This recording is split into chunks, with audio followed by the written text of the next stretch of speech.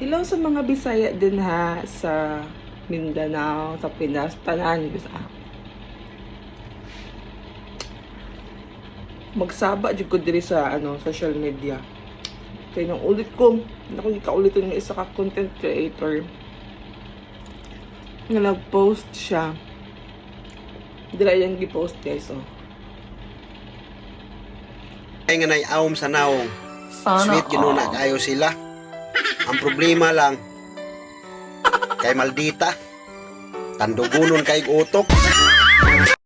Naulit ko kay gibikil na pud ang akong alom.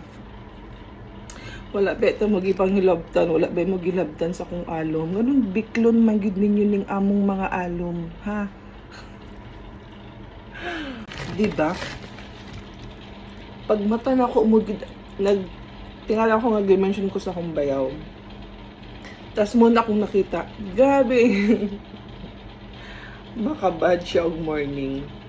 So shout out sa imo ha, proud Bisaya vlogger. Unsay naa sa among alom ha?